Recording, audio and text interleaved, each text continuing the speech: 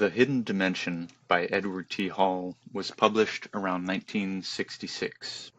Edward T. Hall was an anthropologist interested in human culture and the way we use space and time. He developed the field of proxemics, which examines our cultural attitude towards personal space and territoriality. This book was written back in the 60s, but Hall understood that cultures change over time, but the concepts are still interesting. Hall felt that culture is nearly invisible to the people in the culture, but it shapes so much of how we experience the world. He spent some of his time training government diplomats and business people who planned to work overseas for foreign companies. Hall noticed that there are some animals that don't seem to care much about personal space and territory. One example might be the way a bunch of walruses all pile up together. But some animals care a lot about territory and will become violent if an intruder gets too close. He noticed that if you watch a group of birds sitting on a telephone line, you'll see that when a new bird wants to land, all the birds adjust themselves until they have enough space. He described a study where researchers observed rats living in a large laboratory space. The researchers noticed that once the rats reproduced to a certain population density per square foot, things went downhill quickly. They called this downward spiral the sink. The overcrowding led to health issues, stress, fertility issues, early death, violence, rape, and other deviant behavior among the rats. But if the researchers artificially kept the population low enough per square foot, the sink never developed and the population remained healthy. Animal behavior seems to be greatly influenced by whether or not they have the right amount of territorial space. Hall noticed that people need their space, but the size of the space varies with culture and seems to change over time. He felt that our territory, our personal space, is like a bubble around us. The bubble usually expands out farther in front of us than it does behind us. The bubble can be changed based on the situation, and we tend to respond when someone encroaches on our bubble. The distance between two animals and personal space tells you a lot about the emotional situation. At a safe distance, nothing happens. Once you get close enough, you irritate the animal, and eventually, if you get too close, you start a fight. Getting in someone's face is a way of imposing yourself on someone else's territory. Have you ever been late to an in-person meeting of people standing in a circle? When you arrive at the meeting, everyone tends to rearrange themselves without anyone having to say anything. Everyone shuffles around until they have the space they need. Or have you ever been on a crowded elevator or subway and noticed it was suddenly okay to be pushed right against the person next to you? But as the elevator stops and lets people off, everyone readjusts where they are standing to create more and more space between them and the other people in the elevator. No one says anything, but we all know what to do. Would it be okay to just keep standing close to the person next to you, even if there were only two people on the elevator? If you enter an airport lobby and there are other people in some of the seats, how do you choose where to sit? How is this affected by whether or not you are single, or whether or not there are attractive people sitting nearby? Would you seem like a creep if you just sat down right next to the most attractive person, even if there were lots of other seats available?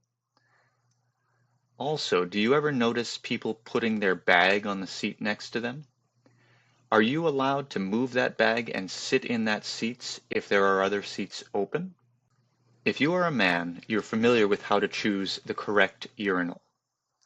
If all the urinals are empty, you will choose any, but farther from the door is more private. If you are the only person in the bathroom standing at urinal number 1, and someone walks in and uses urinal number 2, this is not okay. If you walk into the bathroom and there are people at urinals 1 and 3, you do not pick urinal 2 or 4. 5 and 6 are the only options. If you walk in and there are people at urinals 1, 3, and 5, you have a difficult decision to make. Hall noticed that a community arrangement that will work in one place should not be expected to work somewhere else because of the powerful cultural differences.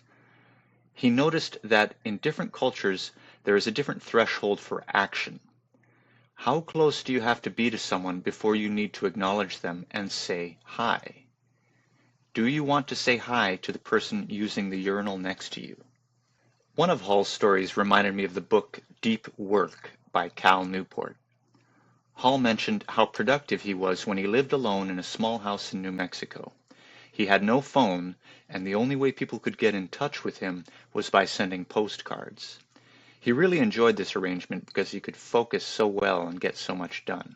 Hall gave many examples of things that are polite or mandatory in one culture and rude or annoying in another.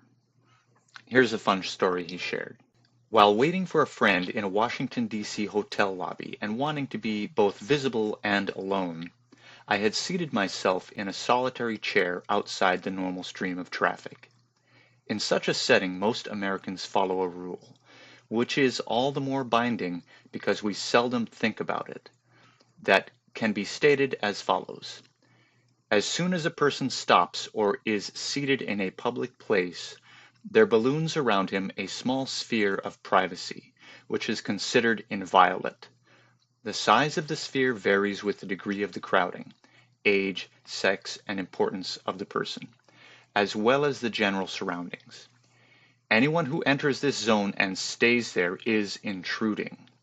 In fact, a stranger who intrudes, even for a specific purpose, acknowledges the fact that he has intruded by beginning his request with, "Pardon me, but can you tell me?"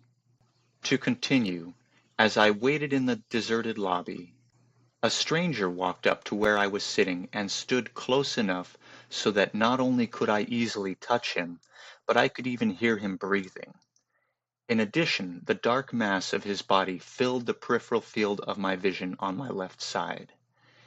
If the lobby had been crowded with people, I would have understood his behavior, but in an empty lobby his presence made me exceedingly uncomfortable. Feeling annoyed by this intrusion, I moved my body in such a way as to communicate annoyance. Strangely enough, instead of moving away, my actions seemed only to encourage him, because he moved even closer. In spite of the temptation to escape the annoyance, I put aside thoughts of abandoning my post, thinking, "To hell with it. Why should I move? I was here first, and I'm not going to let this fellow drive me out, even if he is a boor." Fortunately, a group of people soon arrived, whom my tormentor immediately joined. Their mannerisms explained his behavior, for I knew from both speech and gestures that they were Arabs. I had not been able to make this crucial identification by looking at my subject when he was alone because he wasn't talking and he was wearing American clothes. In describing the scene later to an Arab colleague, two contrasting patterns emerged. My concept and my feelings about my own circle of privacy in a public space immediately struck my Arab friend as strange and puzzling. He said, "After all, it's a public space, isn't it?" Pursuing this line of inquiry, I found that in Arab thought I had no rights whatsoever by virtue of occupying a given spot. Neither my place nor my body was inviolate. For the Arab, there is no such thing as an intrusion in public. Public means public. With this insight, a great range of Arab behavior that had been puzzling, annoying, and sometimes even frightening began to make sense. I learned, for example, that if A is standing on a street corner and B wants his spot, B is within his rights if he does what he can to make A uncomfortable enough to move. In Beirut, only the hardy sit in the last row of a movie theater, because there are usually standees who want seats and who push and shove and make such a nuisance that most people give up and leave. Seen in this light, the Arab who intruded on my space in the hotel lobby had apparently selected it for the very reason I had. It was a good place to watch two doors and the elevator. My show of annoyance, instead of driving him away, had only encouraged him. He thought he was about to get me to move.